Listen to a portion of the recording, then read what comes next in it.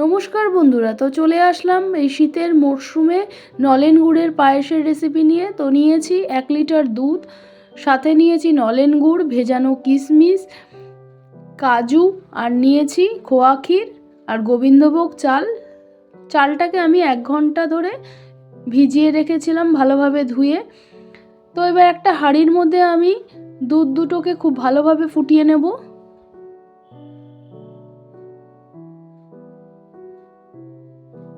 দুধটা খুব ভালোভাবে ফুটে আসলে এর মধ্যে আগে থেকে ভিজিয়ে রাখা চালটা দিয়ে দিলাম।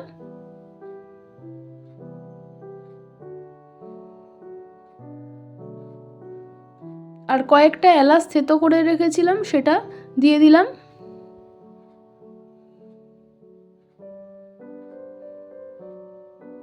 এবার চালটা খুব ভালোভাবে ফুটে আসলে, চালটা যখন আধ সেদ্ধ হয়ে যাবে, এবার এর মধ্যে দিয়ে দিলাম কাজু আর কিশমিশ।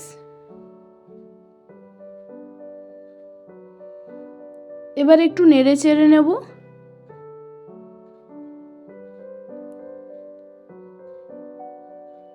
এরপরে দিয়ে দিলাম খোয়া ক্ষীরটা,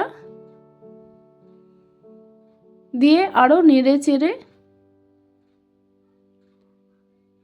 চালটা ভালোভাবে ফুটে আসলে এর মধ্যে 1 প্যাকেট গুঁড়ো দুধ দিয়ে দিলাম।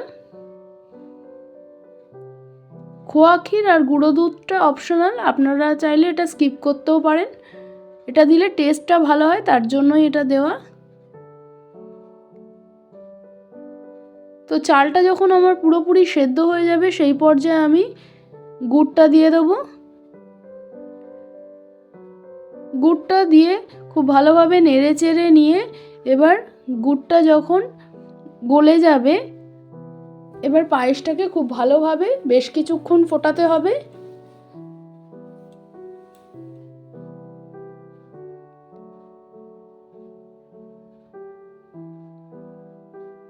পায়েসটা যখন ফুটে আসবে, পুরোপুরি তৈরি হয়ে যাবে, সেই সময় 1 চামচ ঘি দিয়ে নামিয়ে নেব। তো তৈরি হয়ে গেছে নলেন গুড়ের সুস্বাদু পায়েস। তো রেসিপি কেমন লাগলো? রেসিপি ভালো লেগে থাকলে লাইক, শেয়ার, সাবস্ক্রাইব করে সাথে থাকবেন।